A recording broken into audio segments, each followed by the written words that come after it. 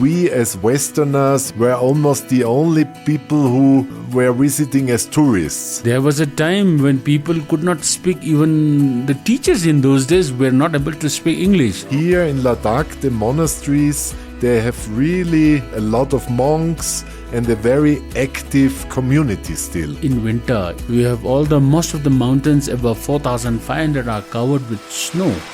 Himalaya-Abenteuer in Ladakh und Sanskar mit Isi.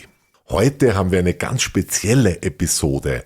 Ich bin nämlich hier in Ladakh, am sozusagen Dach der Welt, im kleinen Tibet, im West-Himalaya und habe einen ganz langjährigen und super Freund und Partner hier bei mir am Podcast-Tisch, den Isi. Hallo Isi, hello, Jubiläen. Jubiläen. Das ist auch eine besondere Podcast-Folge, weil das ist für mich auch eine Premiere, bin ein bisschen nervös. Es wird nämlich mein erster Podcast auf Englisch sein und jetzt kommt's raus, ich bin HTL, also eine technische Schule gegangen und meine Aussprache ist, sagen wir mal so, gewöhnungsbedürftig, steirisch, aber wir springen einfach rein. Isi, I just spent 3 incredible weeks here in Ladakh. We did a guide training together with our local team and Manu from the office, and I celebrated 2 big anniversaries here in Ladakh. 25 years of Lingshet Solar School and 30 years of Friends of Lingshet. And then, with your team and you, I traveled to Sanskar with 2 of our guides, Klein and Dorje, your brother, to look for new routes, and about all of this we will tell together. But first of all, please just introduce yourself, Isi, please. Yeah, Christian, first of all, I would like to thank you and Manu for traveling all the way and training our guides. Thank you very much. Yeah, also. And now, I am born in Ladakh, in the northernmost part of Ladakh, in Höhe. And I did my schooling from South India in a Buddhist school. Yes. Later, I did my Indian history. That is my main subject. So that's how, and then for the last 25 years, I'm into travel line. Yes. And for almost the same time we know each other, isn't it? Yes, Christian. Yes. First as a guide, then as a travel partner. Yeah. It has been a long and beautiful journey with you and always learning. Yes. And I also had the opportunity to participate in the guide training. You were with us this year in March. Yes. These were like some good opportunities.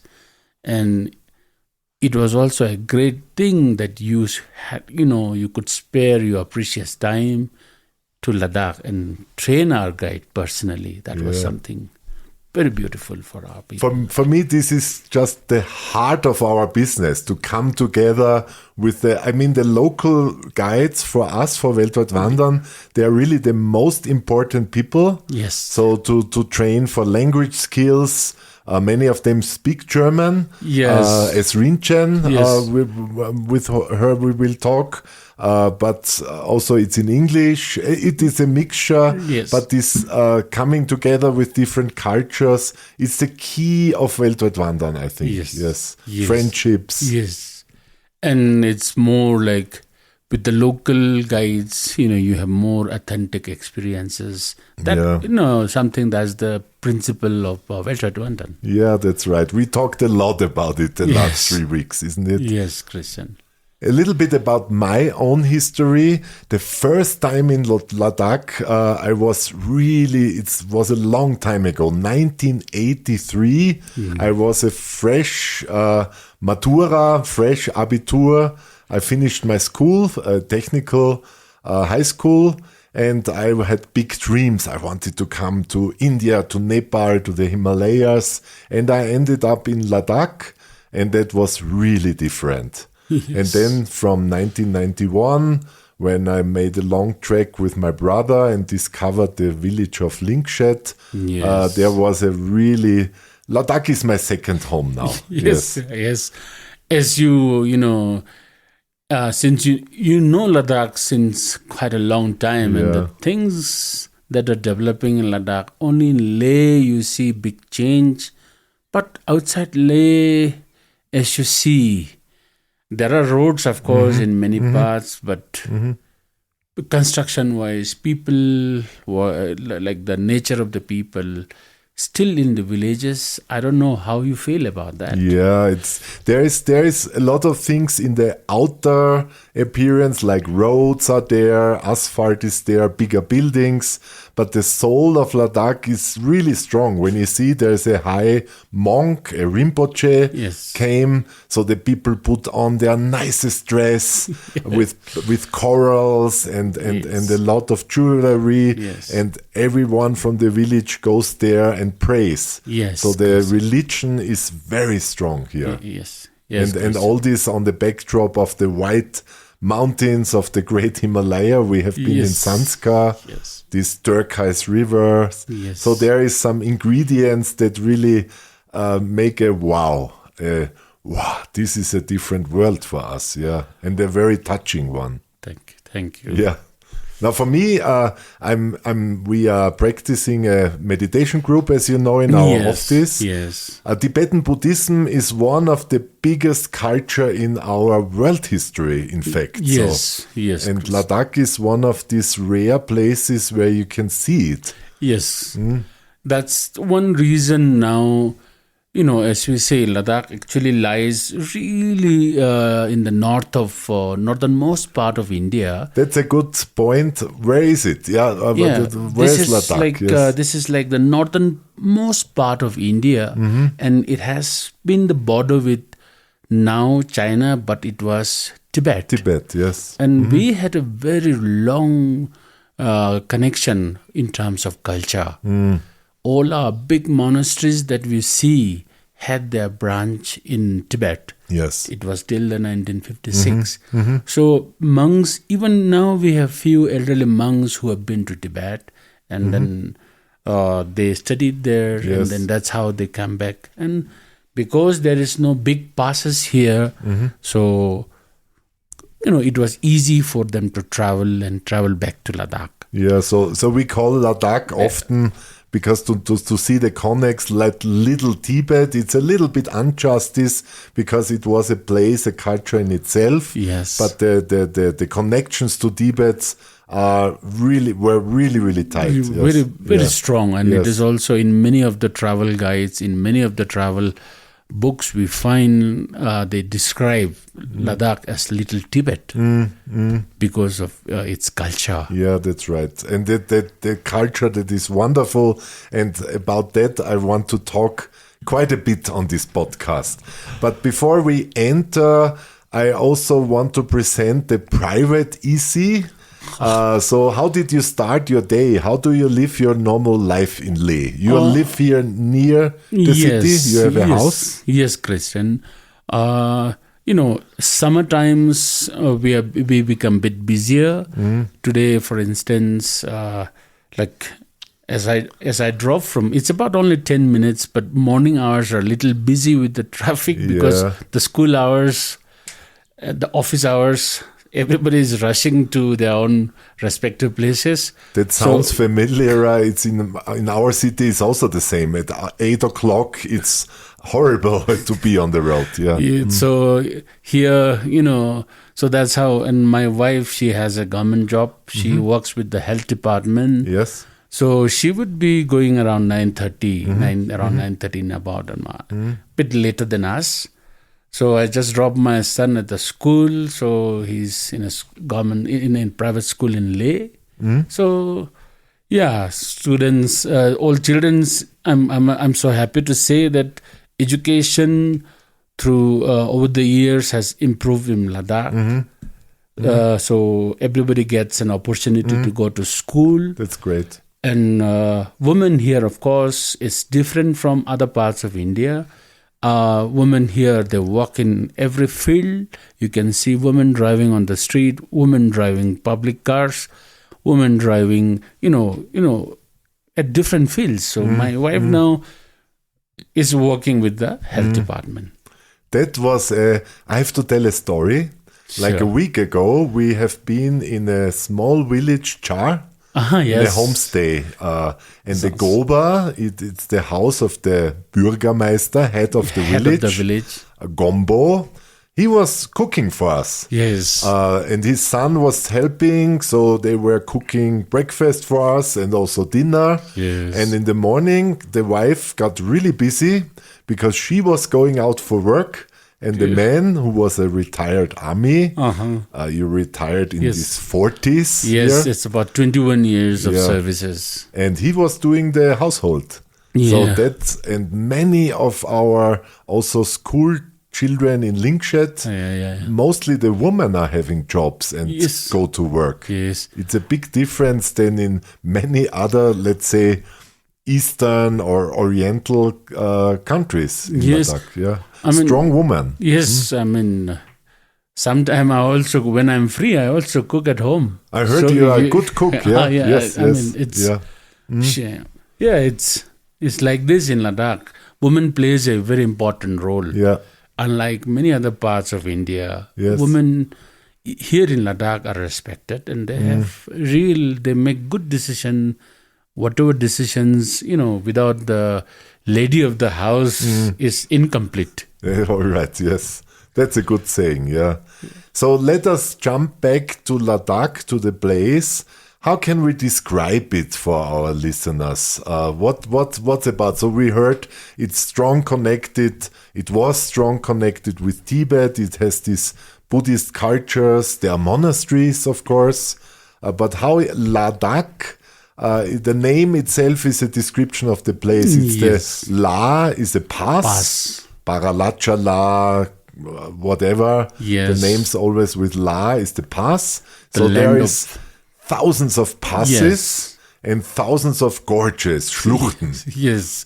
So Ladakh is the land of many passes, as you say. That's the real meaning, Ladakh. Yeah. Yes. So it is one of those, I should say, a country in itself, situated above 2,900 meters up to 7,000 meters. So one of the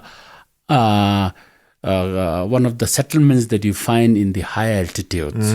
Our villages, the highest villages we find is around 4,500. So people live in places all the year at 4,500 meters sea level. Sea level, that's... Wow, So one of the high altitude destination in the world. And religion-wise, we have Buddhist and the Muslim community in Ladakh. Yes. Because one of the king in the 17th century lost the war and married to a Muslim, had to marry a Muslim woman, Muslim queen from Skardo village. So that's how we had the Muslim here. So today, when we talk about Ladakh, it's two districts, Kargil and Leh. So Kargil is a Muslim majority district. Leh is a Buddhist majority district. So within the district, we also find several tribes and all. So, but that's fine. Yeah. So, in terms of religion, these are two main religions we have.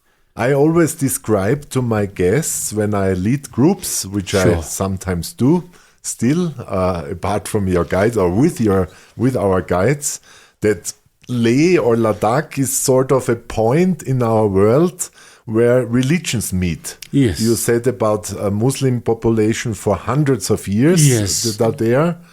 In Leh and around, mostly visible is the Buddhist touch, the Buddhist culture. But here, like when you go from here, from Leh, from the capital or from the main city of Ladakh, when you go from here to the west, you have the Muslim world. Yes. Kashmir is coming, Pakistan, Afghanistan, all these places is Muslim. Yes. When you go to the northeast, it's the Buddhist world, isn't it? Yes. And from here to the south, there is the Himalaya. But on the other side, like Manali, it's the Hindu world. Yes. And the fourth religion, which is now not a strong religion anymore, but China is really near with their typical culture there. Yeah. We also have a small amount of Christian here. They were the first people who traveled to Ladakh. They built up school, built up hospitals, brought the first vegetable that came to Ladakh is potatoes. And it was the Christian missionaries. It was Germans, wasn't it? German, yes. Yeah, Moravian. Moravian, they were here. Yes. So we still have a Moravian church in Leh. Yeah. And they have been the name of our degree college here is Eliezer Jordan. So he was again a Moravian. So the Moravian missionaries, they were the one who really put efforts in bringing education to the Himalayas in Ladakh. And one really interesting details is there is a lot of knitting going on. Yes. And the knitting is the German way of knitting because of the Moravian. Yes. Yeah.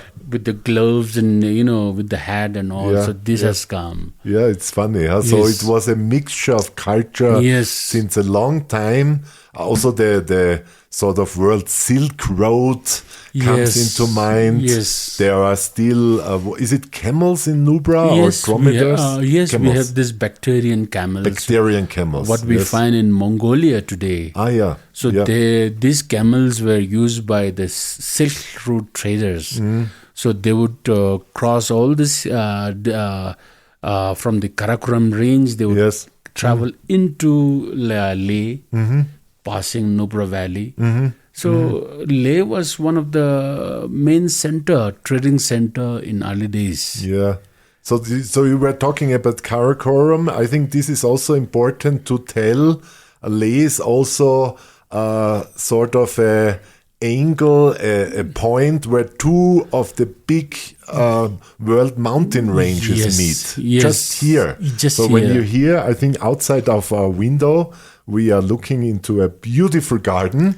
But on the end, the beginning of the Karakoram is visible. And if we would go out to the other side, the snow-capped mountain is the Himalaya range.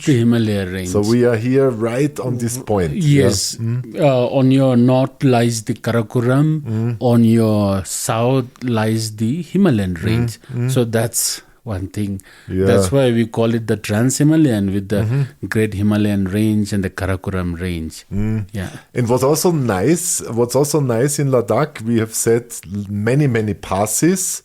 And also after the passes, mountain passes, it goes down. So there's a lot of gorges, you say? Gorges. Schluchten. So it's a dramatic landscape. It goes up and down. And has really like cliffs. I heard there were lakes in many 10,000 years ago. So you see mussels and fossils. It was like a sea level, and then it got lifted, and it has a dramatic landscape. That's true, Krishna. And then when you go to the east, it becomes flat. It's called Changtang, and it's more like a nomadic Tibetan landscape, isn't it? The plateaus, you find plain plateaus, and the mountains are not so sharp. It's flat, loose sand, but higher altitude. It's like 4,000 to 5,000 meters. It starts from 4,500 already. Whereas the Great Himalayan Range is so sharp and the cliffs you can see, the peaks you can see. Whereas the Changtang, the Tibetan things is more slopey, but higher in terms of altitude. And there are still nomads there. We still have nomads here who lives with their livestock. So we are now in Leh. We're recording this podcast in Leh. We did a 3 weeks round tour through the south to Sanskar, went a little bit to the Muslim population in the west of the Kargil district. The Suru Valley. The Suru Valley with beautiful views of the 7,000 peaks here. Noon Kun. They were so clear, visible. But let us come back to Leh. This is the sort of center of everything that is going in Ladakh, isn't it? That is interesting. Since a couple of years, you have this union territory. I just wanted to come to that. So Ladakh was a part of Jammu Kashmir till 2019. So after 2019, Ladakh became a union territory, which means an independent state. And Within India. Within India, yes, within India. So now we have our own governor, a lieutenant governor we have, and Leh is now the capital for UT Ladakh. Though some of the main offices are also in Kargil, but as such, Leh is the capital now. So we have our the government administrative setup in Leh, which of course even in the years before Leh, when we had the king, you can see the palace here. That's right. That is, that was the center, that was the head of the. So it's coming back to a little bit more self-rule. Self-rule, yes, it's self-rule.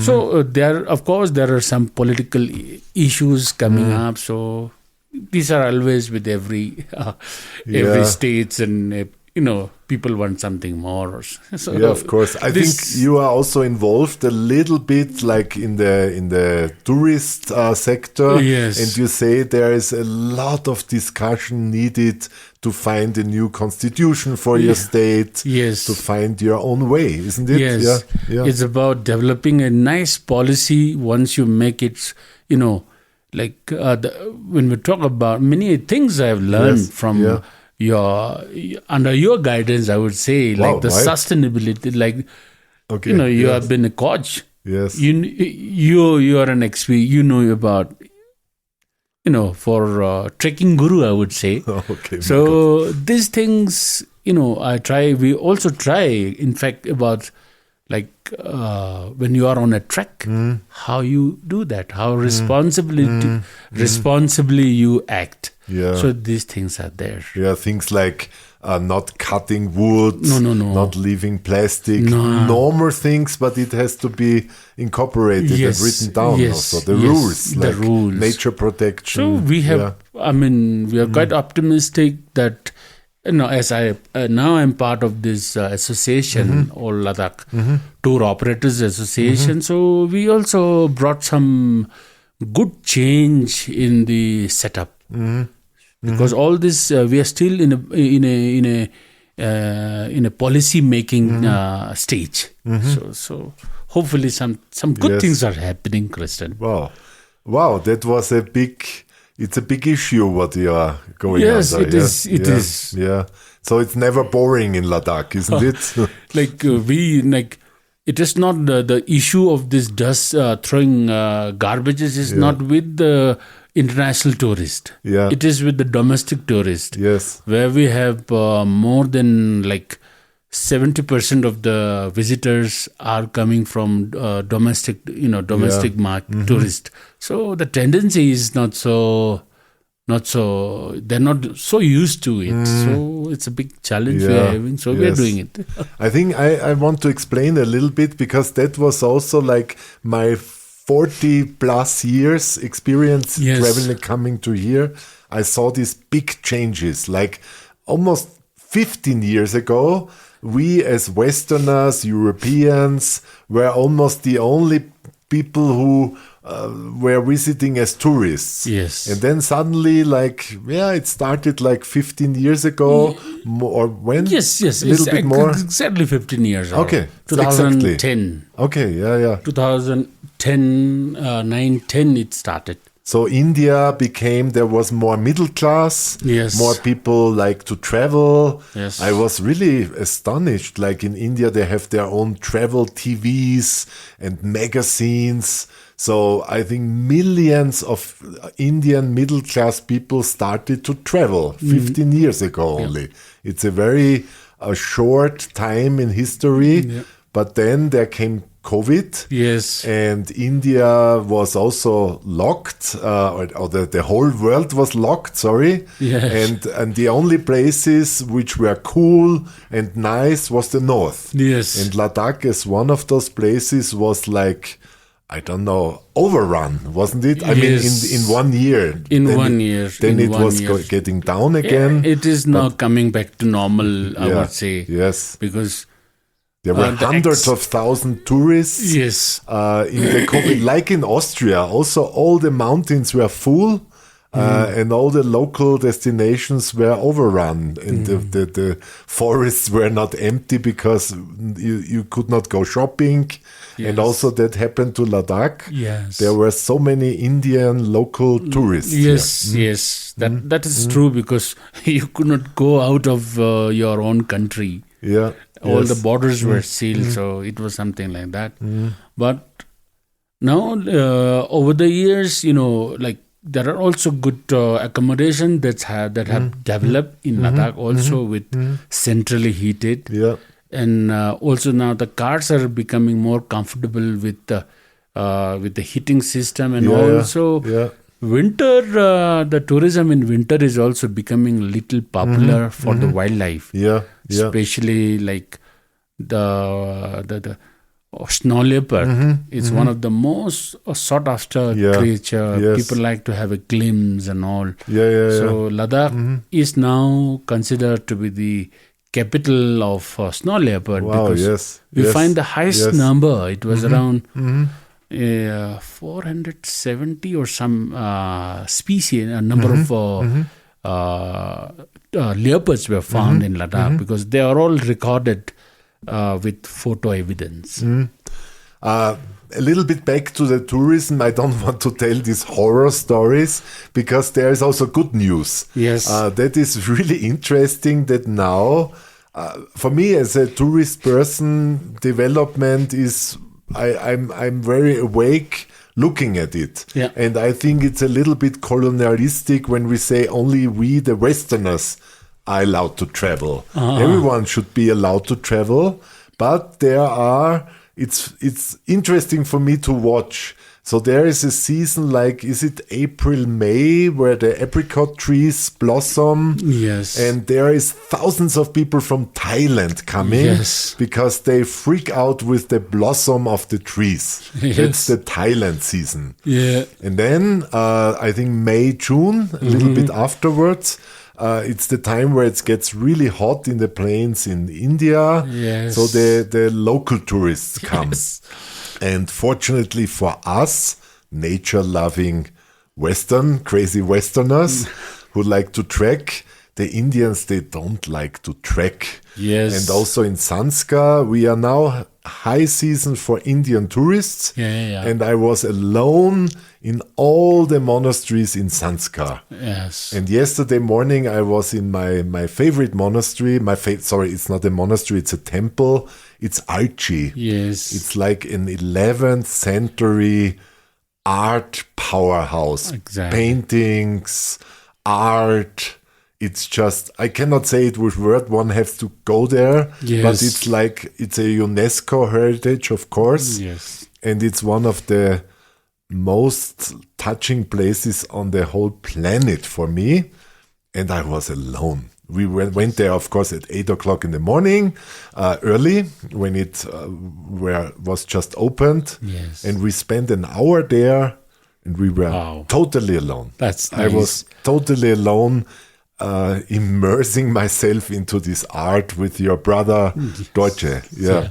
So the tourist thing is, the Indian tourists is a little bit before our Western season, because the Western tourists like to come when the passes are open, when you can walk in the mountains, snow melts, it has already melted. Yes. So our season is like June to September. Yes, Christian. Yes, and Indians don't go to the places that are a little bit behind the mountains. You have it alone. Yes. Still. For the domestic tourist, it is only like Leh, Nubra, Pangong Lake, back to Leh. And they have a week sometimes. Just 7 days. Yeah.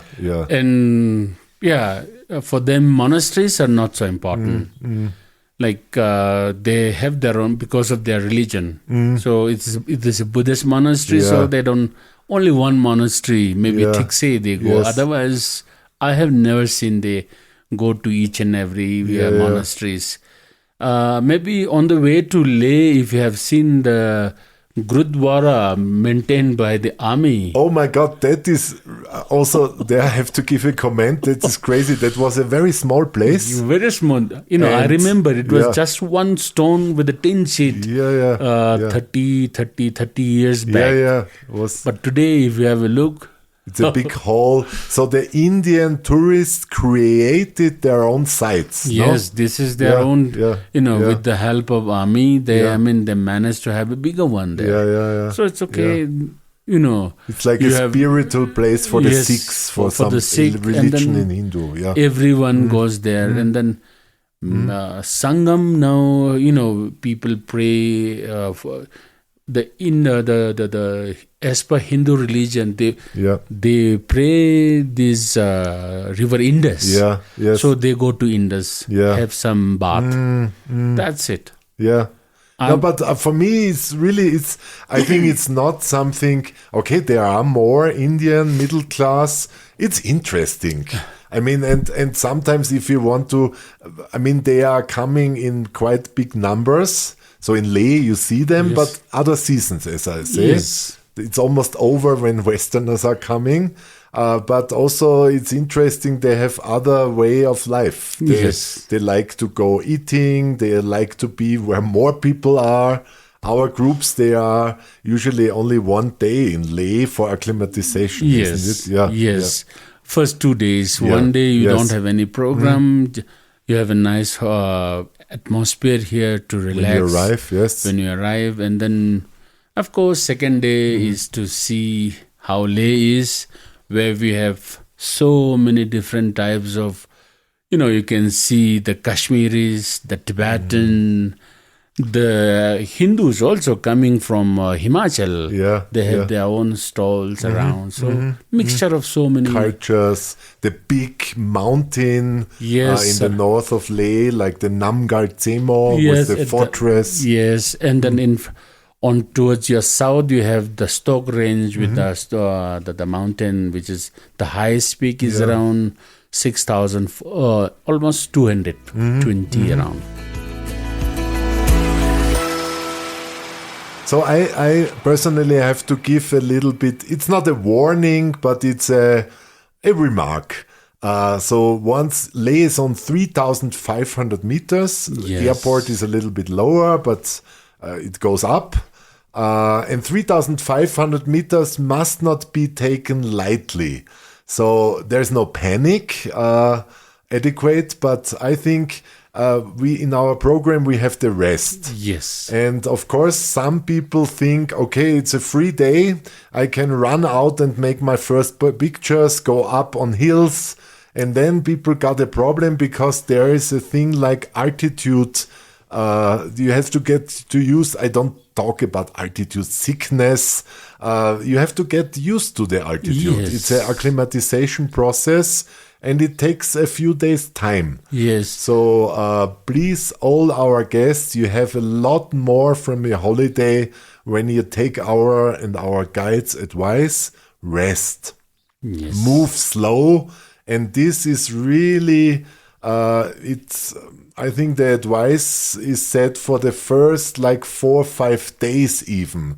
Not like you don't have to lay down for 5 days, but you move like slow motion. Yes. Extra slow. Don't run back to get your camera when you have forgotten it. When you start the tour, move slow. Relax and don't panic also, because that raises your pulse and you need more oxygen. Take everything light and move slow. Yeah, exactly. Even we as a local, when we come back from Delhi, that's a lower altitude. Yes. We have to take the first day very easily. We have to do things langsam. Also, here's a glass of water. We have to remember, drink a lot of safe water. Yeah. So this is very important that we give enough time for acclimatization. Yes. No need to think, because it is the system in the body needs some time to calibrate in a way. Yeah, of course, yes. This is important. People sometimes they think too much, and then it becomes another problem. Yeah, just of course, because of overthinking. You have a light headache, which is normal. It is normal. And people get, I'm totally sick. No, slight headache, it's okay. Rest, drink water. Yeah. Just drink water. And the doctor says for every 1,000 meter, 1 liter of water. So 3,500. Yeah, 3.5. Yeah. 3.5 liters. But it is not only the water. You can have some soup. You can have some liquid. tea. Yes. Important is liquid intake. So that's the thing. That's right. So small. that's really advice that we want to give you by all our heart. And I have 40 years of experience. And really, I came this time, and the first five days, I moved like really all the time, like slow motion. Yes. Sit down, relax. And I think travel is about sitting down and look. And I think that is really important. Yeah. Yes, Chris. Yes. So let us talk about this first week this time, because we had a very special week. We were doing a training. Yes. That was one of the 3 reasons to come here. The next reasons I told a little bit, but we will keep on during the podcast. So we had a guide training week. That was the first week. Yes. Yeah, I mean, it was really, though many of our guides are aware of the whole the philosophy, but it is always, like to train again and again, we intend to forget. I think also, our guides are really professional. I was aware now again that they are also working like 20 years plus, many of them for us. Yes. But like first aid, you drive around with a car and you hope you never need it. But you have to make a regular brush up, a regular training, also mountain rescue. We were training. You don't need it. Yes. Hopefully. Yes. But when you need it, you should have the practice. Yeah. Yes. It was really, you could see the guide, they were also very happy to have you personally. This is something important. It's also about relationship, isn't it? Yeah. We could have done that also online, digitally, but then it's you coming here, and then that has really, really boosted the morale of our guides, I must say that. They're also very happy about this. And I'm happy to meet our team and to have personal relationships, and you forget it. Like Sassi, he was with us in Austria, and we could share the memories, and it gets more active in your brain when you meet people. You have to meet. We human people have to meet from time to time, isn't it? Yes, and Kunzang was also in the guide training. He was also there. So. Yeah. So we did a lot of like emergency training, but also like new things like Nachhaltigkeit, sustainability, how we use the water filter, how we do with local products. Yes. Yeah. These are like important things we have learned, and we, as you said, brushing up. We are, sure that the coming season would be much, the guests would have better experiences. This is what we really will put our heart into this. And the main word was loving details, wasn't it? Loving details, yes. So what are the loving details we are having? Maybe we can talk a little bit to our listeners. Loving details, it would be having some local products, local and display, and then present it in a better way, clean way, and then like nuts, nuts and apricots. It has to be hygienic, and present it in a very beautiful, beautiful way, so that guests enjoy, guests sees, and then guests also feels that this product is coming from the locals. Yeah, the apricot jam. We will, the accompanying guide will explain about from where these local things are coming, all these little details, how you are helping the local people. That's right. Also, like where we're staying, like, many thank you for this Ule Dokpo camp. That was a good example. The owner is, I think, the brother of one eco-activist of Ladakh. So, what is his name? Sonam Wangchuk. And they are doing with sustainable clay things. And then they have their own vinegar from the apple orchard. They have their own apricot jam. So there's a lot of things to explore. Wine, I don't know if this it was ready or not. No, it was not, yeah.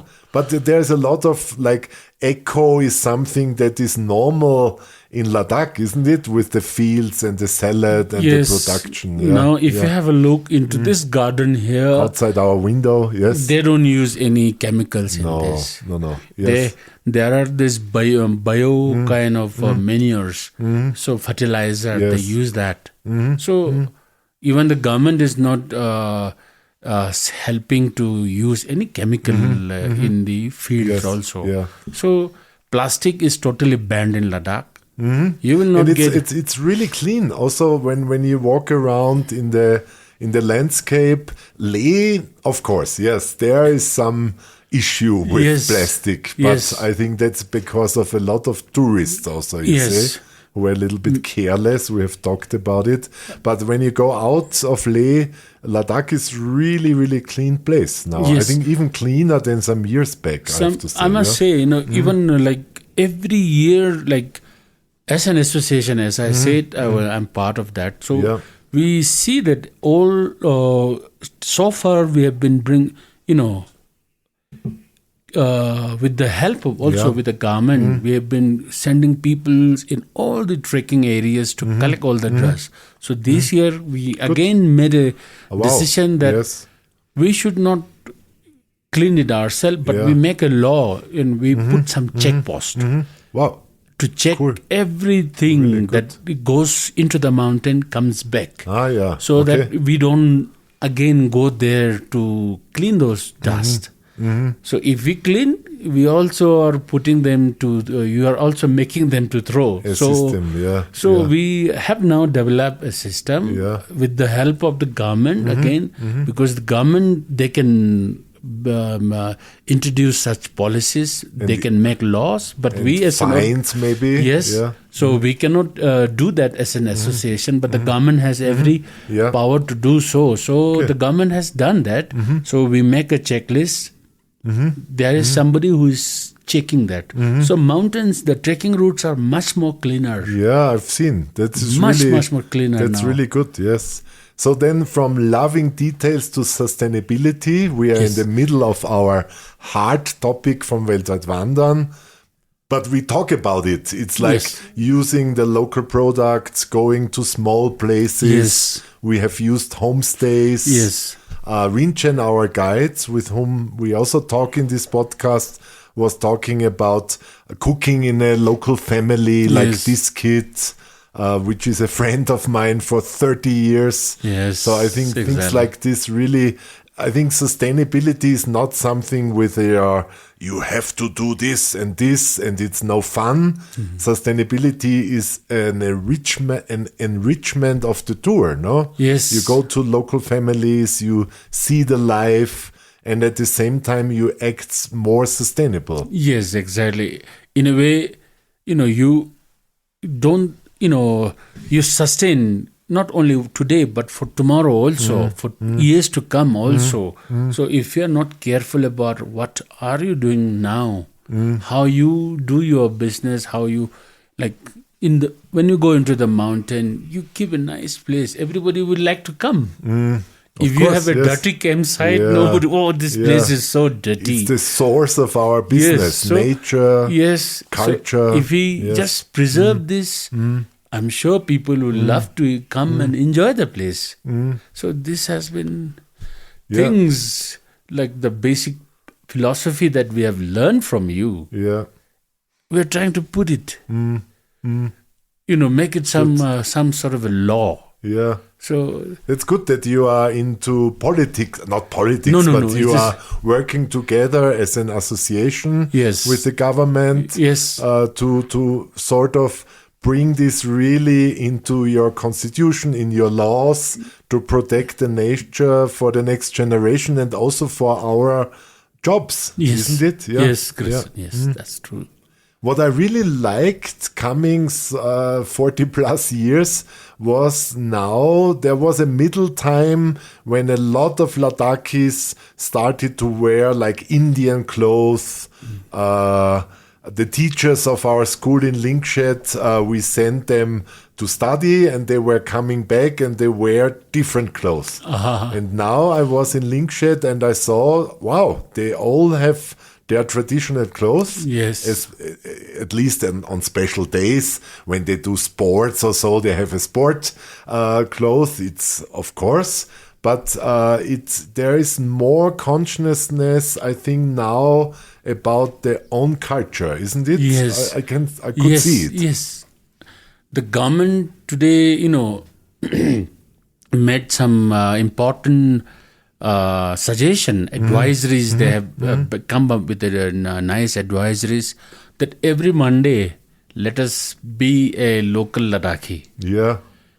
So everybody goes with the traditional dress. And that Monday. goes to all offices, all schools, government offices, schools, banks also. Banks also, but banks they have it's now with the traditional dress. What they do is they put it half.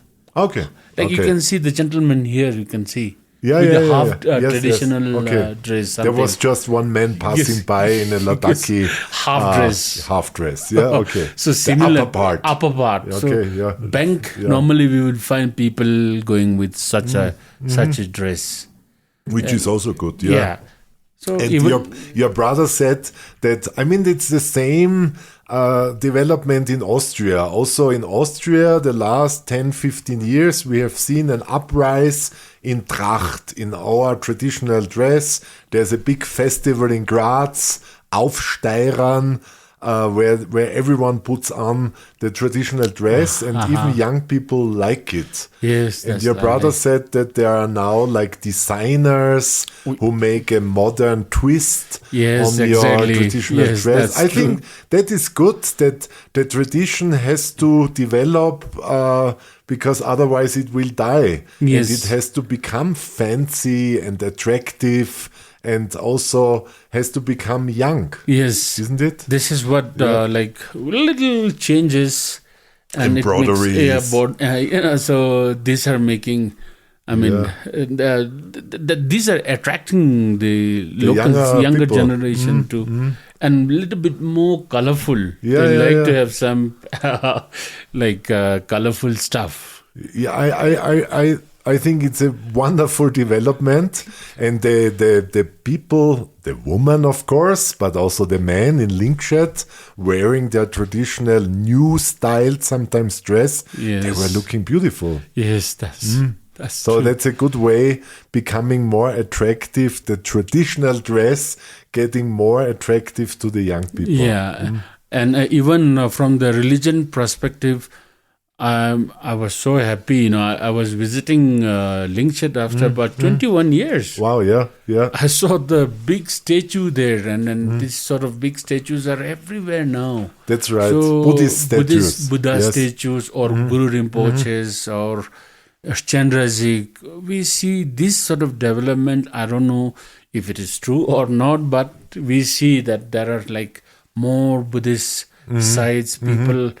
I don't know if it is true or not, but we see huge constructions of building as well as the statues, the Buddhist monasteries, colorful, they painted, repaired, and then they're also being preserved. That's right, yes. No, that was also my impression that the names you were talking now, Guru Rinpoche was like a big religion founder, like Martin Luther or or Franz von Assisi in our religion. So one big guy who reformed the religion, brought the religion to here. Yes. And Maitreya is the future Buddha. Yes, that's Buddha true. statues are there. So there are different important religion founders on big statues and big symbols and monasteries. And also I have the feeling all the monasteries here, and that is a contrast a little bit to some places high up in Nepal or other places. Here in Ladakh, the monasteries, they have really a lot of monks and a very active community still. And this is, I think, the strong point of Ladakh, that the religion is full of life. It's not a museum. I mean, the monasteries are like museum because they are art places, but it's very well kept and very well renovated and renewed, and there are also these new statues. Yes. Ladakh, the other name for Ladakh is the land of monks and monasteries. So that's why you will see so many monasteries. Each and every monastery has at least 60 to 70 monks. Wow. Hemis is the biggest monastery, which now has around 500 monks still. Wow, 500. 500 monks still. But they are not there all the time. No. They are not all the time there. And some of them are in Nepal also because for training. Because the head lama of Hemis, or that now when you talk about the Buddhist tradition, the Tibetan Buddhism, basically there are 4 different types of schools. Yes. So one school which the Hemis monastery follows also has a big school, a big monastery in Nepal. So many monks and nuns are there also. The Rinpoche these days lives in Nepal most of the time. That's the reason. That is also, for me, it's interesting because the Himalaya range is, 2,000-3,000 kilometers long. Yes. So we are here on the westmost part of the Himalaya. Here the Himalaya ends, you can say. And there is so many connections to Bhutan or Sikkim, which is like 3,000 kilometers away. It's many days of travel to go there, but it's very, very tight. So people travel to Bhutan. You hear, this was a Bhutanese artist in Lingshed, I think even, who was building the big figure, big Buddha statue there. So the Buddhist world along thousands of kilometers are really tight connected. That is interesting. We have the same script, the Tibetan script. Yes. All the way from Arunachal, that's the extreme east. Then comes Bhutan, then comes Sikkim, then comes Nepal. In Nepal, we have in the north Tibet. And Tibet itself, Ladakh. And even in Mongolia. The script, when they study the text, it is the same Tibetan script. Dialects are different. So Tibetan Buddhism has played a very important role in the whole Himalayan region. Yeah, and still now. Now, as like after the Chinese occupation, all the big monasteries, majority of them fled to India, and they have now their schools, or their head, like the monasteries, the big monasteries in southern part of India. Yes. All the branches are there. So that's another dimension, that in the very south of India, suddenly again you have Tibetan Buddhism. Big universities. Big universities are there. And many monks, even from our monastery of Lingshed, which was really far out of the world, a big part of the monk population studies in South India. Yes, exactly. It's so interesting interconnections. Yes. Those days, monk would travel from Ladakh to Tibet for their studies.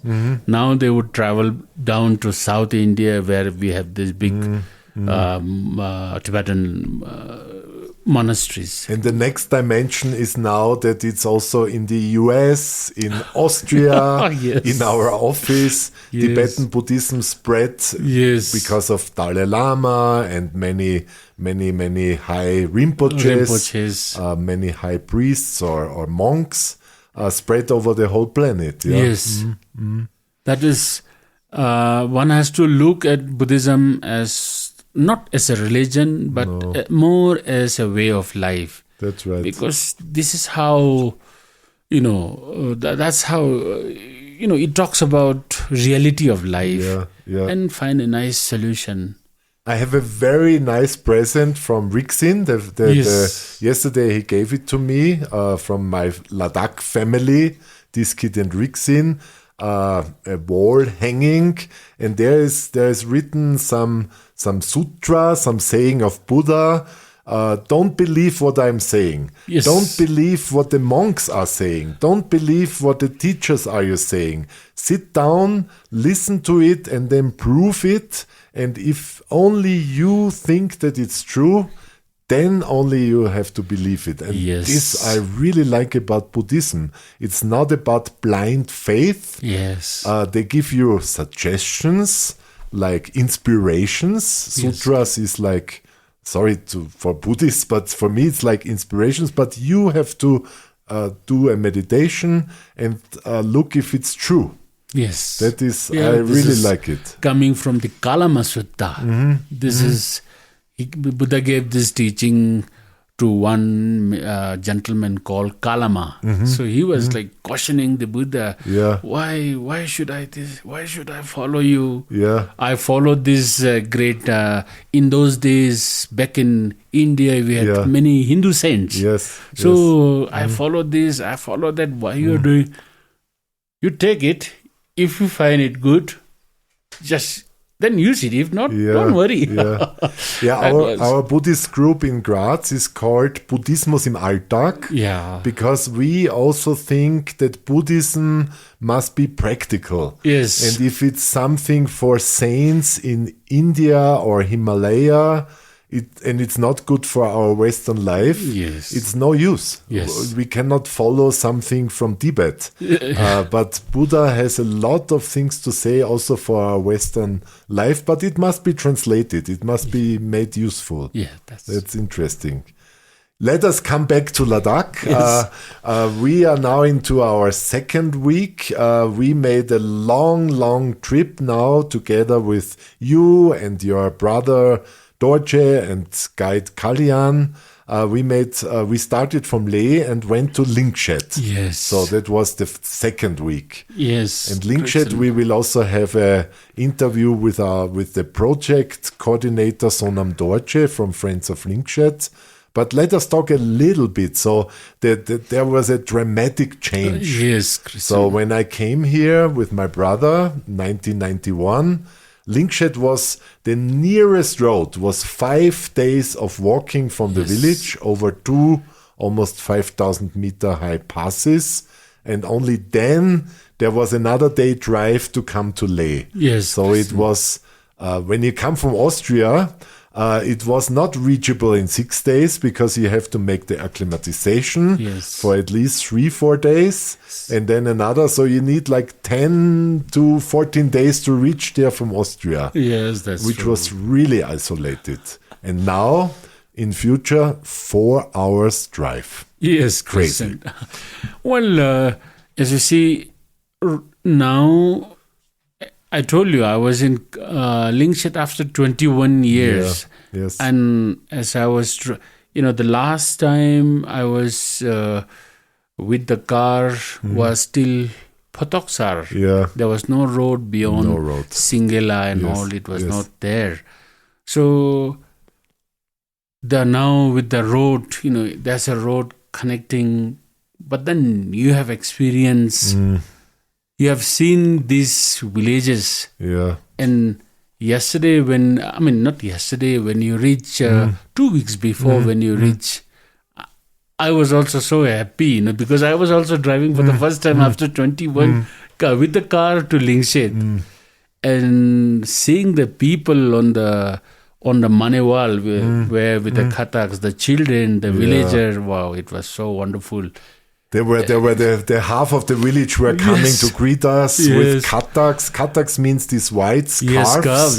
And flowers. So these are like, they're there to show their gratitude to you. I must say that.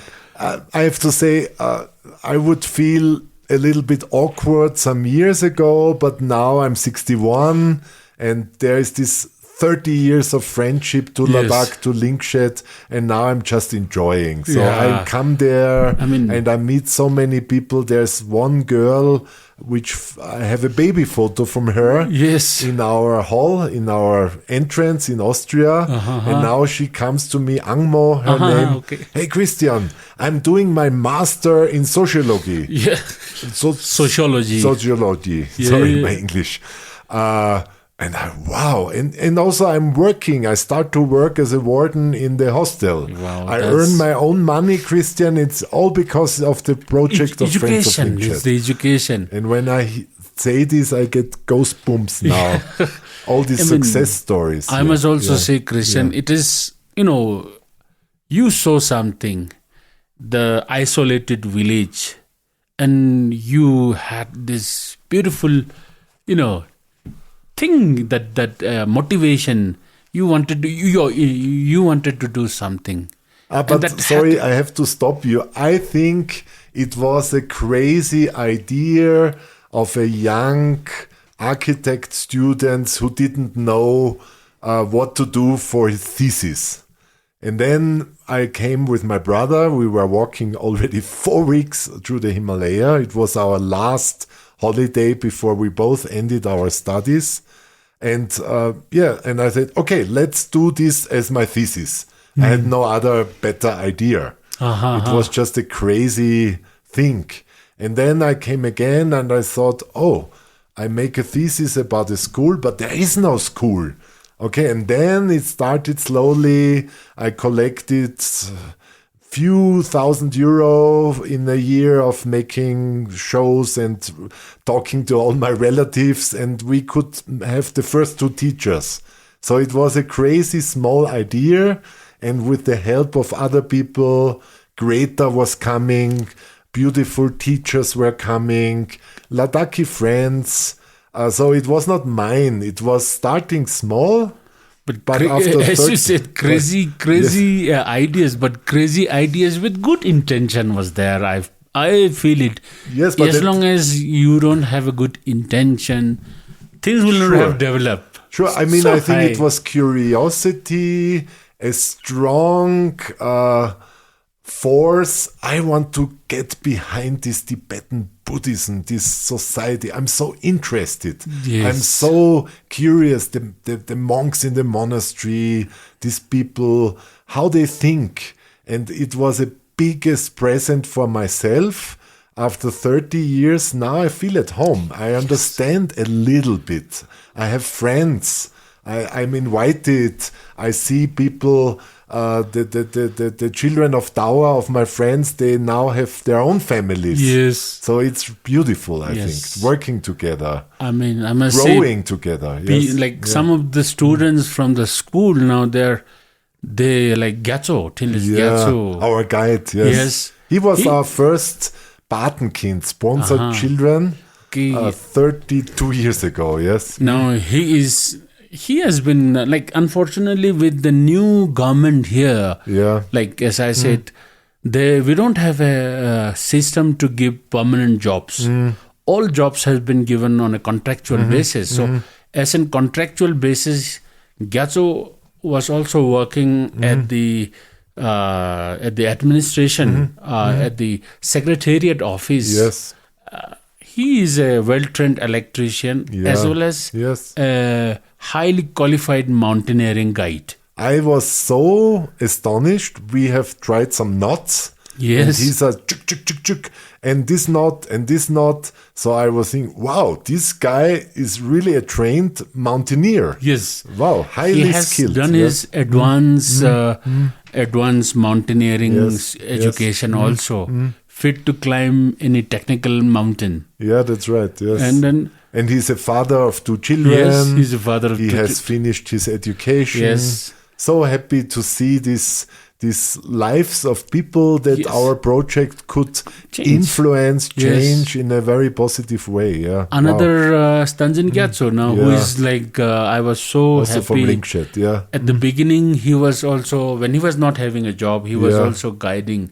Though he has finished his master degrees. Yeah. Was it Buddhist studies? Yes, or what? master. He did it master in arts. Arts, okay. This is what I know. Yeah, yeah. So, but then he was doing some culture guide, and in between he got a government job. Now his job is, he's a coordinator between the villager and the government, especially the works. What sort of development? Yes, yeah. We call it this what you call block level development. Whatever at the block level.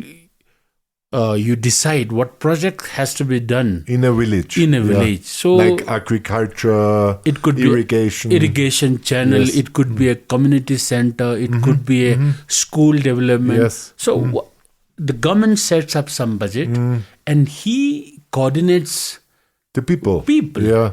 Head of the village. Yes. So that's how it plays an important role. Yeah, and I think apart from the technical things, they have done masters. I mean, they are the children where we were talking are of families who are heating their meals with a yak fire in a very small room. I mean, these two children, they were from the poorest family. Yes. From my friend Yankpel. Yankpel became a friend of mine. He was really one of the poorest men in this Lingshed area. Very small house. And still I visited the family like 1 week ago in Lingshed. And the house is still small. But there were 11 children with his 2 wives because one died. And all of these children have now a career. Yes. Like they have master studies. One of the daughter is now doing her bachelor in commerce. They work. Yes. He had a lot of girls, but also these boys. And to see these young people, also the pride, also what is it? The name of the Panchat? Gyatso. Stanzin Gyatso. Also, like he comes, he's a pride man now. Yes. He knows to talk. He takes the microphone and talks in front of 200 people. Yes. And this guy will do his life. Yes, and you know him as a baby, you know his father, you know the background of this family. I feel like they are my own children. I'm proud of these careers. It's great. All this was possible, Christian, because of the education. Yeah.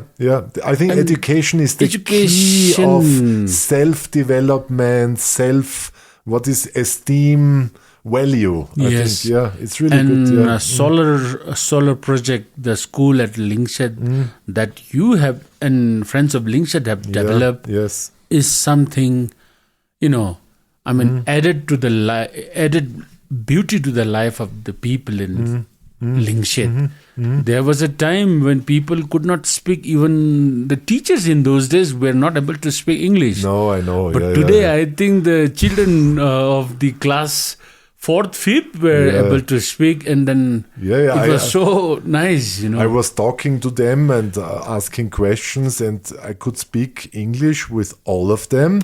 And then we went to families, and like Sonam Wangtrak, who was helping us. Yeah, you can even the farmers are educated, which is not a value in itself. But now the road is there. They have to go to government offices. There are things to do. You have to write your numbers. You have to understand formulas. Yes. So I think now they do a lot better for the region, and you can see it. There is there are community centers, and they know how to protest when something getting wrong. Yes. And the biggest discussion all over the year was, okay, Christian, you are giving education in Austria, people, but everyone will run away. And it was not true for really 100%, because I was there in Lingshed, and there are so many people who are there now as teachers, as local coordinators. And even when they are like Gyatso, he's in some other regions, he works for Ladakh, he works for his village, for his region. And not all people in a village can stay there. It's also not possible. With the government job, it is something like you're posted from one block to another block in about 3 years. That is a system in Ladakh. It is a system in also, Ladakh. the teachers are changed Teacher, every 3 years. Whatever, whosoever is in the government job are changed. That's right. Yes. Within the district. So my wife now 2 years completed. So she will be transferred to another place for next 2 years. And sometimes it's 150 kilometers and yes. 5 hours drive away, Yes. isn't it? Or more even, yeah. Yes, she could also be transferred to Lingchet. So, things are like that. Yes. So on this we don't have a control. But then I was talking to him. Now 2 years back he was in Nubra, and now he's in Alchi. That comes under Khalse. Yes. So, but indirectly, I said, now what is your contribution? Because you're in the same block, Khalse block. Yes. So people from the region, they have their own connection. So, I mean, unfortunately, to have some work done, you need good connection. Still in India, I must say. So he said he's supporting his village. Indirectly or directly, he is there. Yeah. So also, like with the project, I must also say that from the beginning you had like people like Sonam Dorje and the local village education committee. So that was also one component where you had the local participant. And so that has really intact. I think the key of our success was that we were not building very fast. We were discussing, we were starting a school in a very bad environment, in an old house with a shabby roof. But we were starting, and we were starting with people, we were starting with ideas, and we want that the village people understand it, and they are on our side. And also the solar school, every family was carrying the material to the place. Every family was contributing. And what was so beautiful for me, now the solar school has an anniversary of 25 years. And it's in a beautiful state. The building is loved because the village people, they built it. And even the government school, sorry to criticize, the government has took over the school and built many other buildings, but they are not in such a good state because it was not built by the villagers. There were some contractors, and our building, let's say our friends of Lingchet, the villagers feel more responsible because it's sort of theirs. And it becomes like a logo or something. Yeah, that's true. That's true. And people, they see. As I was talking to one of the elderly ladies, if you remember, you went for a walk and I went to look for some good campsite on the other side. So I asked, there was an elderly lady, I said, what do you think about the solar school? Now you have a good jeep road and now you have so many children here. Now the road is here, we don't know, many people will come, but Christian came when there was no road. He was there, so he is special to us. I really didn't say that I know Christian and all. Just wanted to find it out. I went there, had a tea with her. She offered some tea and just was talking. So this, I think, you helped. You started something in a place. And then there was nobody who was willing to come. So this sort of that's why the people in Lingchet has a special place for you. That's what I've seen. And the school is the temple for them. Sort of. Just below the monastery, you have the school. So you have the. That's the real thing. That's the real. I must say, people have that feeling. Maybe better you will hear it from Sonam Dorje because he lives there and he knows the people more there. Let us jump to the next topic. The third week, more or less, or a little bit more, we were looking for new routes. Because now, to be open, there was a lot of roads construction going on. So many of our old trekking routes like the Sanskar trek, which was really famous, 3 to 4 weeks crossing the Himalaya, where also my brother and me came the first time. Marka Valley trek, like big names, they are not walkable because there are roads now. Yes. So we that was one of my strong reason to come here, to explore new routes, looking for new possibilities. And I think Lingshed will play another big role. We will visit Lingshed on our tour the next years. Yes. The thing is, Christian, of course, for every village to have a jeep road is something very good for them. It's important. We cannot say we Westerners want undisturbed nature. People there, they should walk for 5 days to get soap. I think this is crazy. This is colonialism. So I think the road is good, but as a tour operator, we have to find new solutions for our walks. We have to be creative. Yes, exactly. That's why we have the coach with us. So through your help, through your guidance, we will now find out a new route. So we had some plans. So you have visited all these areas, having a short walk, visiting also walk, having a short walk on undisturbed areas. So the combination of walk, combination of tents, combination of guest houses, small hotels. This is what you have seen in the last week. I think this is a little bit also the future. I mean, we are having treks where you can go for many days. Yes. Maybe let's talk about what is on our menu with Weltweitwandern. So we have a trek that goes from your home, Nubra Valley, and it goes to the Indus. So you're crossing the Karakoram range. You are in the Himalaya with beautiful views to the Great Himalaya. Yes. And that is a multi-day trek with tents. Yes. A classical thing. Yes, classical trek, no jeep road. So this is from starting... an old trade route. Yes. We have one pass, La Sermola, which is around 5,300 plus meter. So there's always a up and down of few meters because of the atmospheric pressures and all. So this is there, but not much. So that's a nice trek.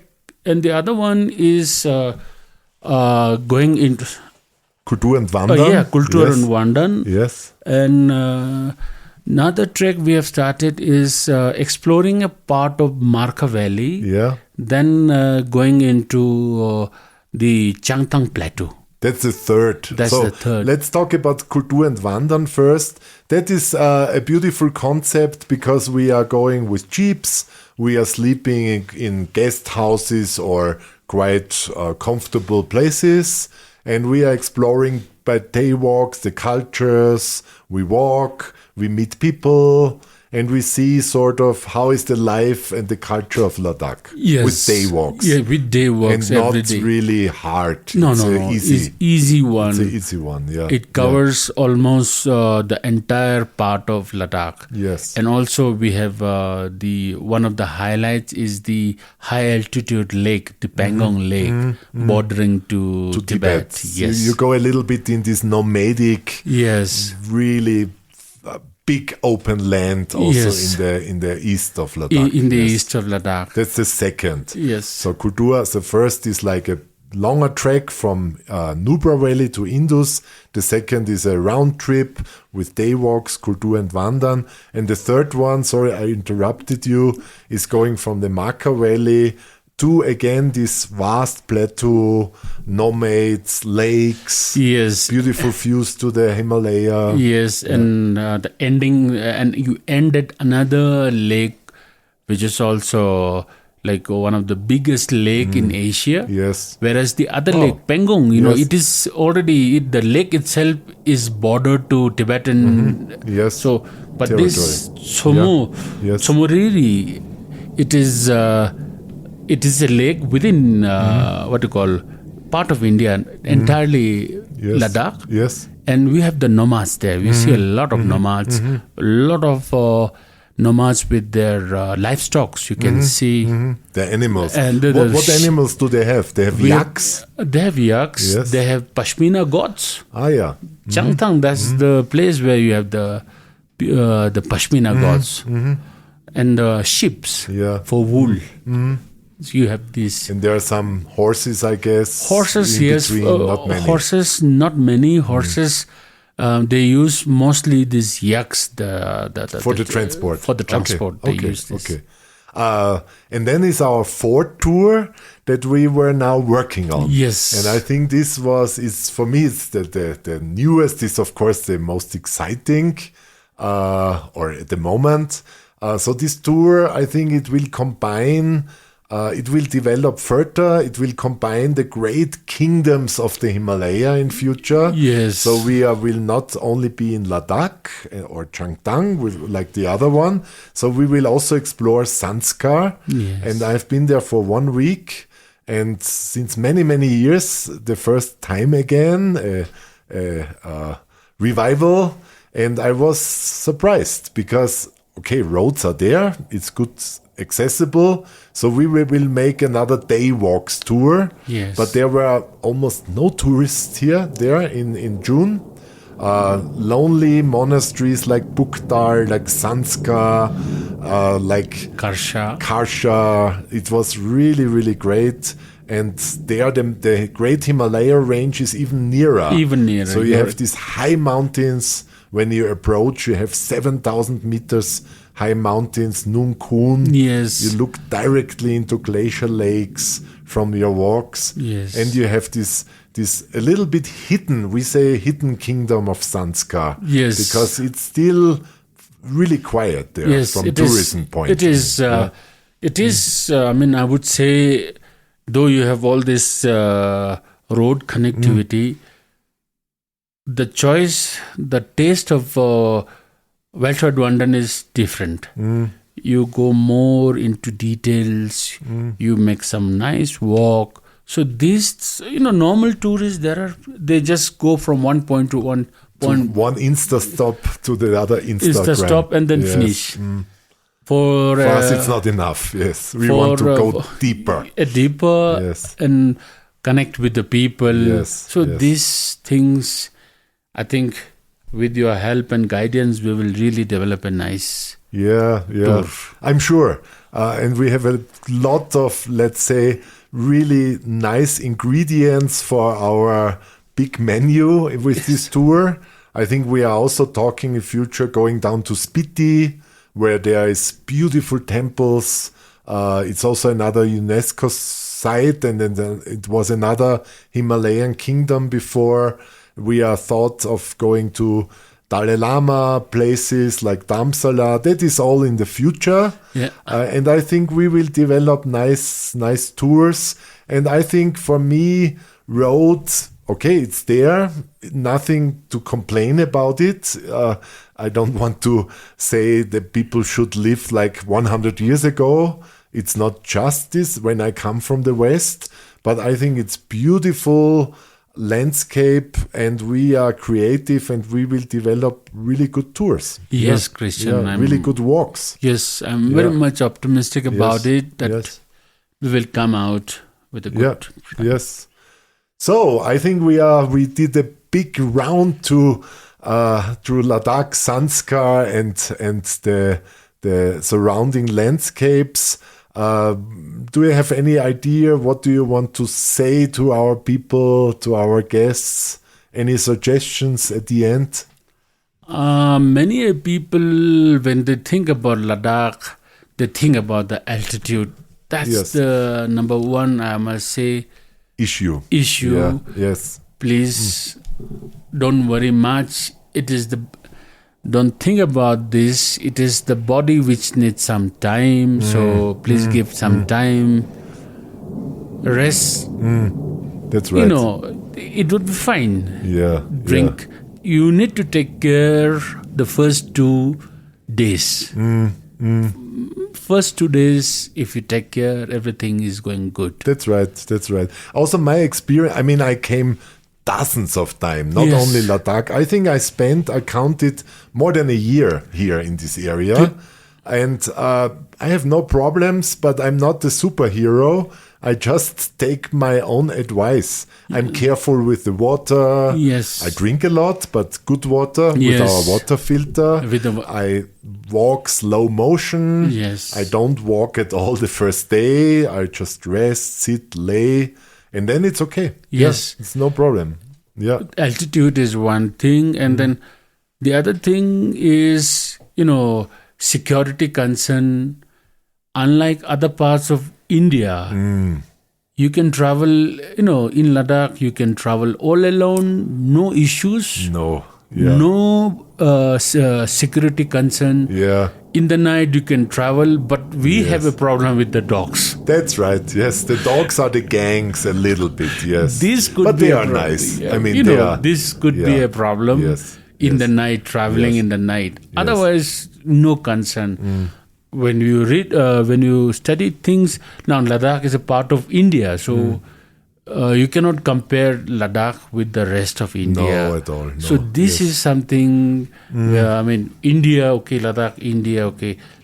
People realize it when I have seen, over the years when we have guests coming, I read about India, but Ladakh is not India, they say. Maybe on this point, I can quote my colleague, Manu, who was a little bit sort of, because she's very blonde and very light skin, and in India, people stare at her like, a Westerner. But in Ladakh, people keep really a good distance.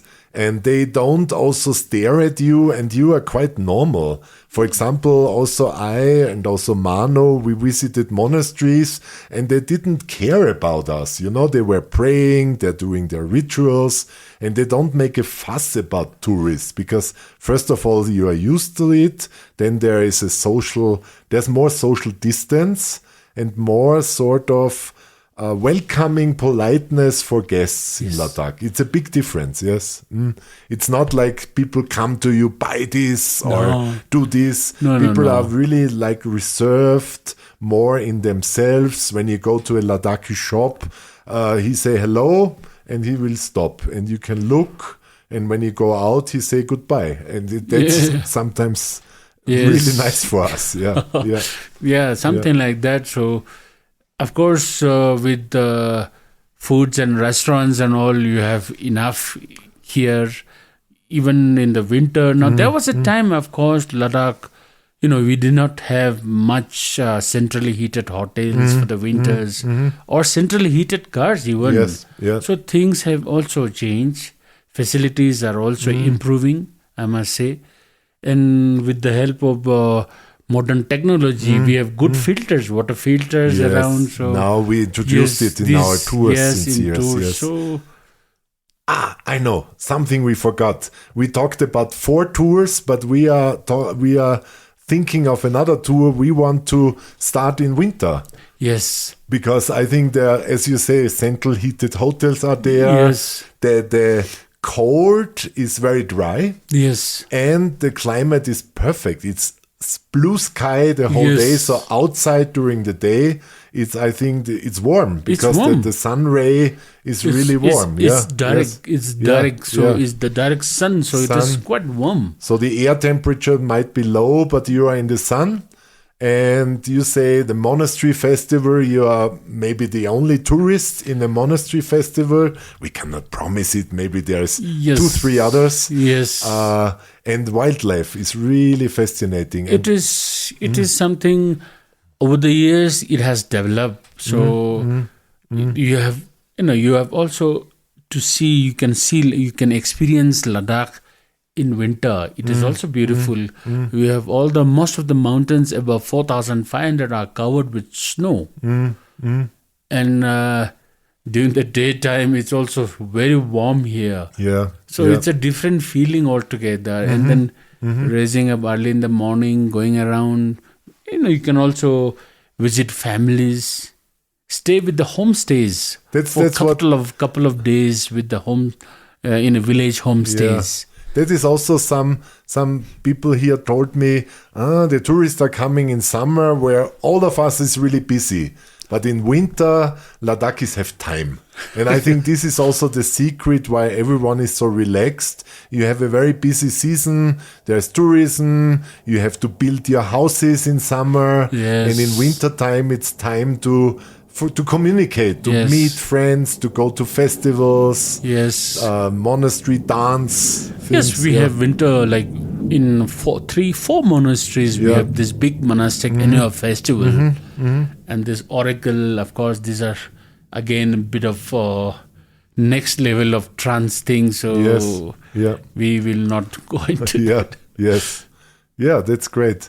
Another thing, we did not talk about the seasons. So let's talk about the seasons of Ladakh. Yes. We have said before that in early spring, it's the Thailand season. Yes, Thailand means they like the blossoming Yes, the apricots. Asian, they like Yes. it a lot. We have this apricot blossom. Yeah. April is the month. Yes, okay. So we have many. So it becomes green here in April. Not Weather is really green, but the blossoming Yeah, time. okay. We have the lower part of Indus Valley. That's this Ule Tokpo, beyond Ule Tokpo. If you go more To the towards west, Yes. it is much. You have the valleys are full of apricot trees. Yes, apple trees. Apple trees. First comes the apricot, then comes the apple. So you see that for about 20 days, you would see the whole valley blossoming. Wow. And then I think the sowing starts. Yes, the sowing irrigation. starts. So it The starts to get agriculture. greener. Yes, by first week of May, it is greener. Yeah. So people Yes. start harvesting. Yes. And we also have down in the Indian plains, it is getting warmer. So that spring and before summer, in between we have the domestic tourists a lot. Tourists. But I have to say, don't underestimate. We started here end of May. Yes. Temperature were really warm when we came. We were sitting outside in Leh with a t-shirt in the restaurant. Then there were some colder days, like in Austria, like the spring is like up and down. But now we are like mid-June and it's really warm. It's warm. Like a good warm spring in the Alps. So you go outside with a long sleeve shirt, but you feel warm and it's really green. And for me, this is a perfect time to come. So like mid-June to beginning of July, the mountains are still white from winter. And everything, the flowers are coming out. We are again looking out in our garden. The vegetables and the fields are green. Yes. So that's a really nice time. But I think every time is nice. Then it gets into summer. And still green. And you can make the walks through the passes. And it's a trekking season. It's the trekking season. July, August. Yeah. From mid-June onwards, we can really say it is the normal trekking season. But crossing these passes above 5,400 could be you could have to find go into sign. July. You have to go into July so that then the passes will not have because the pattern of the weather pattern is also changing a bit. Yes, we have everywhere. late this year, for instance, we had a very late snowfall. Yes, that's right. The whole winter was very dry. Suddenly, Feb comes with so heavy snowfall. Yes. And even we, now in June, we went to a narrow valley, and we had some late ice and snow there. Even it was really hot and now in June. You had snow. Yeah, we had snow in late May. Yes. We had snow. Weather is it is changing a bit. So let us move a little bit forward. So the season is like the hiking season is like really into July, August. Yes. But I think then becomes another really nice time again for culture. It's the harvest time. It's the like harvest from time. End of August, going into September, even beginning of August. The weather is nice. Yes. Blue skies. It's warm. The evenings get a little bit colder. But also there is harvest and people are threshing, singing. This is beautiful time also. What we have seen is by second week of August, the temperature drops down It's gradually. colder evenings. Yes. And harvesting starts, of course. And the falls, like the trees now, as you see, this green trees is now gradually becoming. They change the color. Nice. And then that's also really a nice time. Like autumn Real colors. autumn colors, especially the apricot. Indian summer in India, isn't it? Yes. We call it Indian summer, isn't it? The yellow leaves. Yeah, wow. So I think let me conclude everything. Maybe we make it together. What did we talk of? I was here now for 3 weeks to make a guide training. We could interact with our team. I think now we are really well prepared for this season and for the next following seasons. Then I was going to Linkshed to celebrate the 30 years of this school and education project. A teacher said we have an education revolution in our village. That was really nice to see. And then we were exploring new routes. Yes. Talk about the different areas of Ladakh. Yes. And Ladakh is a land of the many passes.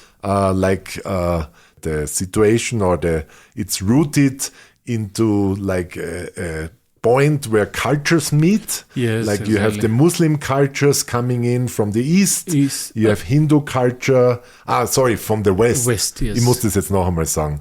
So Ladakh is a point where cultures and religions meet. So from the west you have the Muslim culture. Here it's very, very strong Tibetan Buddhism. You go to the south, you have the Hindu culture, which comes, and you go to the north, and you have China and other historical things. Yes, Christian. It was a Silk Road, and it has these beautiful landscapes, located between Karakoram range. We could see K2 also from one of our tour. So it's visible sometimes from here. So these high Karakoram mountains start from here. You have the great Himalayan range, which is really just south of Leh, and even better in Sanskar, with 7,000 meters peaks, really near to see. So you have the full Himalaya grandeza, or I don't know the word, and you have this really lovely culture. Is there what is to round it up? To round it up, first of all, I must say thank you, Christian. Oh my God, yes, thank you. And Manuela, she was also here, and we are now really, thrilled, and we are we feel we are more. We brought energized, yes, so that our team. It is always the team. And then we are energized, and we look forward to having this good relation. It's important. Friendship and relation. Weltweitwandern family. The family relation. Yes. Thank you for having, coming all the way. I mean, I know you have your back pain also a bit. That's right at the moment. Yeah, I mean, that's something, Yeah, thank you. Thank you so much, I must say. I know I don't have much words, but this family relation is becoming much more stronger. Wir haben in Ladakh viele wunderbare Guides. Wir waren ja jetzt gerade im Mai 2025 bei einem Guide-Training. Über die vielen Jahre haben wir da schon langjährigen Beziehungen und Freundschaften. Unter anderem gibt es da auch Rinchen, die schon ganz, ganz früh, schon 2005 für uns unterwegs war und die wir ganz intensiv bei unserer Familie in Graz in Deutsch ausgebildet haben und die zu einer Freundin geworden ist. Hallo Rinchen. Hallo Christian, herzlich willkommen nach Ladakh. Ja, danke. Wir haben uns jetzt schon lange nicht mehr gesehen. Du warst ja einer unserer ersten Guidin. Ja. Erzähl ein bisschen, wie bist denn du aufgewachsen? Stell dich einmal ein bisschen vor. Ja, ich heiße Rinchen, hallo. Und ich war im Nubratal geboren. Und Nubratal, Entschuldige, das ist ganz im Norden von Ladakh. Ja, das ist die höchste Straße in der Welt. Aber nach dann es gibt einen Ort, heißt Kjagar. Ich habe dort geboren. Kjagar, ja. In 1975, so war es später. Und auch ich bin im Leh gewachsen, nur geboren, im Nubratal, aufgewachsen in Leh, studiert in Leh und dann mit einer Familie gewohnt und geholfen und Schule gegangen. Und nach sozusagen 15, 16 Jahren bin ich in Hochschule studiert. Dann 2004 oder 2004 sozusagen, dann ich habe mit Rimo-Expedition gearbeitet.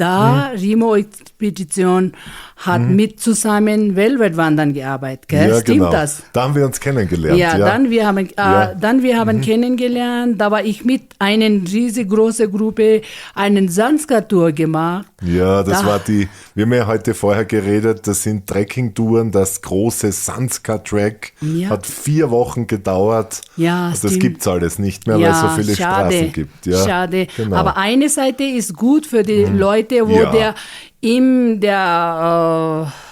diese Dorf gewohnt. Aber andere Seite ist auch schade. Es gibt keine schöne Wanderweg. War weg. Gell? Ja, das ist jetzt, hat sich viel verändert. Du warst ja wirklich was Besonderes, Rinchen, weil du warst die einzige weibliche Reiseleiterin, Guide hier in Ladakh für lange, lange Zeit und du kannst echt gut Deutsch. Wie ist denn das gekommen? Erzählen wir ein bisschen unsere Geschichte. Du warst ja da bei uns lange in Graz. Das war Familie. So, ich war erst einen Lehr für Deutschsprache, ja ganz Kurs, neu, genau. Ganz neu. Bevor ich war in Österreich, ich spreche Englisch. Dann ich war in 2005 mit Weltweitwandern nach Österreich zu kommen. Ja. Haben wir dich eingeladen? Ja, eingeladen, ich für Weltweitwandern vielen Dank gesagt, weil ich habe eine neue Chance für eine neue Welt zu sehen, neue Kultur kennengelernt, neue Sprache gelernt und ich war einen Monat sowas, einen Deutschkurs gemacht in Deutsch in Graz, sowas. Ja, genau. Da ich war total leer, früher. Du hast gar nichts gekannt, Gar nichts gekannt. Genau. Menschen fragen an mich, wie heißt du? Ich sag immer Dankeschön. Oder Menschen fragen für mich, wie geht's dir? Ich sag, Rinchen, ich bin Rinchen, sowas in Englisch gesagt. Das war für mich ein bisschen, aber dann langsam mit Leuten gesehen und von deinen Familien gewohnt, 6 Monate mit Lino, Laura, Leo. Genau. Mit Carmen. Hast du bei unserer Familie mitgelebt, Ja, aber ich war, mit dieser Zeit, ich war erste Mal raus von Ladakh in eine große Welt gekommen. Großes Abenteuer.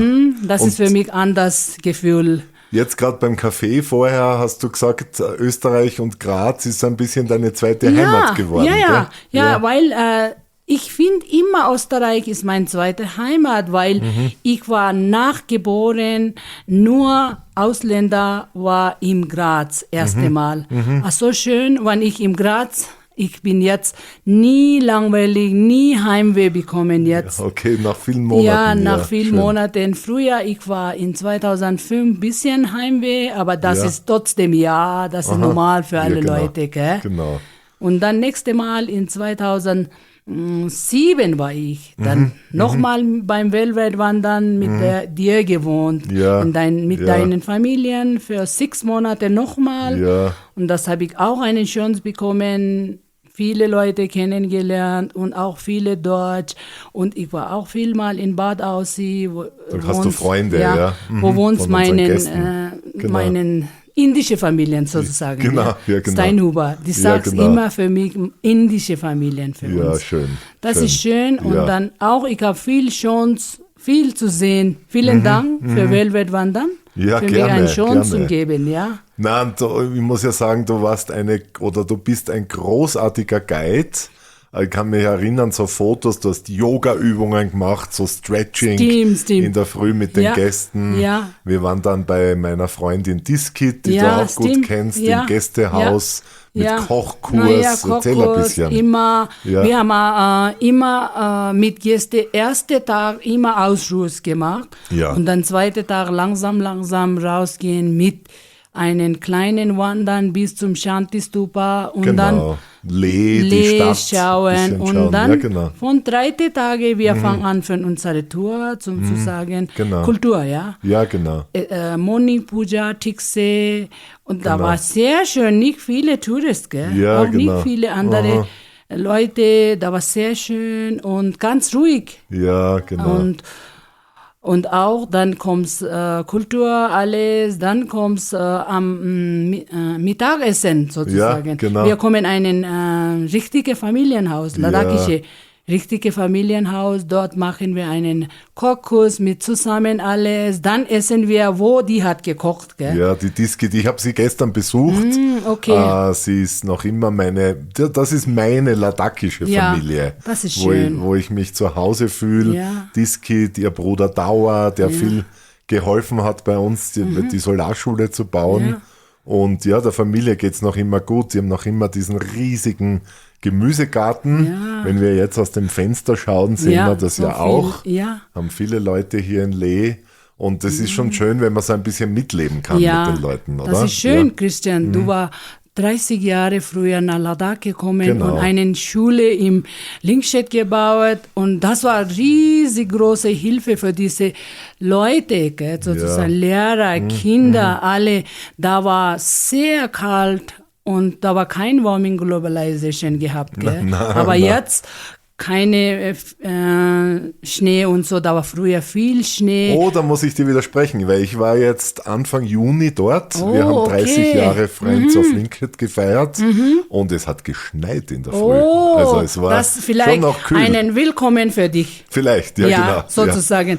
Ja. Einen weißen Schal, Scarf, Kataks für dich. Ja, in Ladakh ist ja die weiße Farbe ein Glücksbringer. Ja. Und das der ist Schnee ein Glück. Schnee am 1. Juni. Oh, das ist nicht normal. Das ist sicher für dich einen Willkommen. Ja. Nein, das finde ich so schön. Ich finde das so schön, Rinchen. Du bist jetzt zum Frühstück gekommen. Danke. Und das war jetzt meine ganze Reise, waren viele Leute, den Dauer. Da war ich gestern beim Abendessen, den kenne ich auch seit 32 Jahren.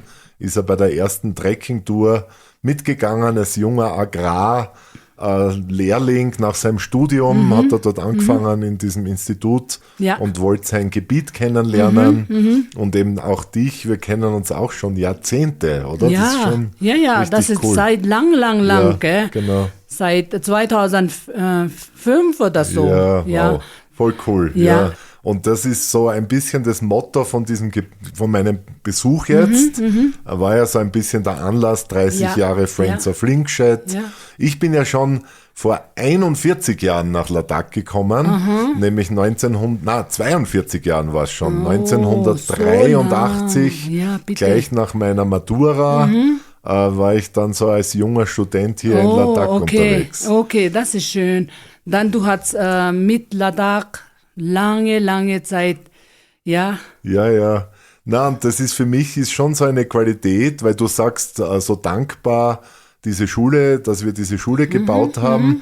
Ich bin total dankbar, dass ich so, wenn man Freundschaften hat mit Menschen aus einer ganz anderen Kultur, so wie du in Badersee zu den Steinhubers, wenn Menschen sich aus verschiedenen Kulturen verbinden und Freundschaften haben, wiedersehen, das finde ich einfach riesige Dankbarkeit. Hey, das ist für uns dankbar, weil diese Zeit, es gibt keine Straße. Wie kommen alle diese Sachen zum Haus zu bauen? Das ist richtig ein Abenteuer, gell, für dich. Ja, genau, wahrscheinlich die Schule zu bauen. Ja, sicher. Schule zu bauen und auch alles Material zu bringen, hochzubringen. Ja, da haben die Dorfleute, jeder Dorf, jede Familie hat einen Baumstamm getragen ins Dorf. Das ist ganz großartig. Ja, vielen Dank. Aber man lernt auch viel, indem man mit Leuten, mit den Mönchen zusammenarbeitet, mit den Leuten aus dem Dorf. Da habe ich wahnsinnig viel gelernt als junger Architekt. Ja. Das ist einmalig. Ja. Ja, danke.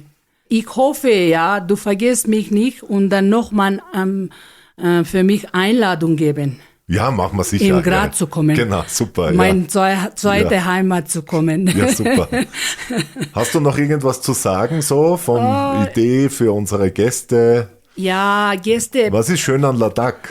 Ladakh ist sehr schön für Kultur und auch Tibetischer Buddhismus. Ja, ganz uralte tibetischen Buddhist, das ist Himalayan-Buddhist, Mahayana-Buddhist, Genau, sozusagen. Ja. Und es gibt noch was in Ladakh, zum Beispiel einen Kloster mit Mönche zu sehen und einen Dorf mit Feldarbeit zu sehen, mit Handwerker, alles zu sehen hier im Ladakh. Sonst überall mit Maschine und Ja, so, das ist für mich schade. Das stimmt, Aber nur wenn in man Ladakh, so rausgeht auf den Wanderungen, Ja. man sieht die Frauen und Männer, wie sie jetzt gerade im Frühsommer die Felder bewässern. Stimmt. Mit Handarbeit, gell? Keine Maschinen. Und auch Wassermühle ist auch noch da. Ja, vieles Keine, noch. Ja, genau.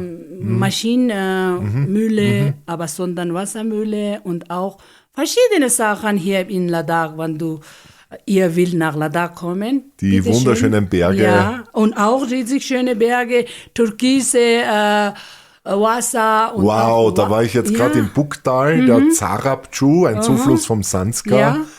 Wie ein Türkis, Ja, ganz sehr schön. grün-blau, Und wunderschön. blau Himmel Ja. und weiße Berge, grüne Ort. Ja, die Das Oasen. Kombination genau. sind sehr, sehr schön. Ja, okay. Danke, Christian. Freue Danke mich, auch. dich zu Super. sehen. Immer, gell?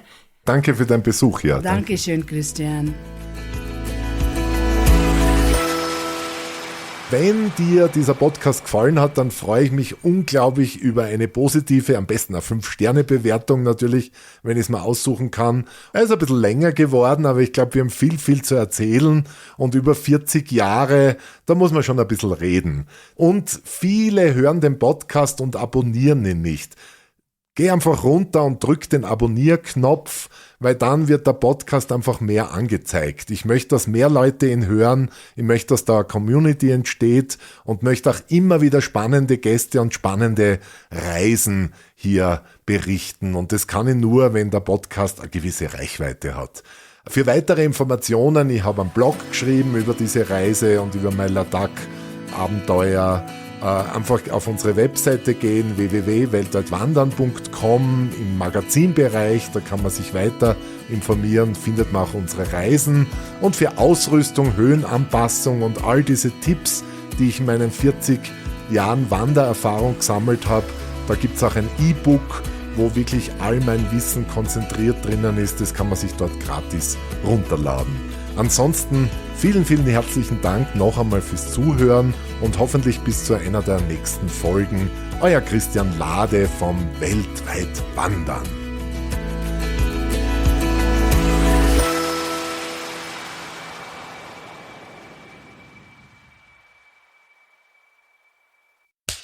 Cut. Und wer hat's produziert? Das Pod. Deine Podcast-Agentur.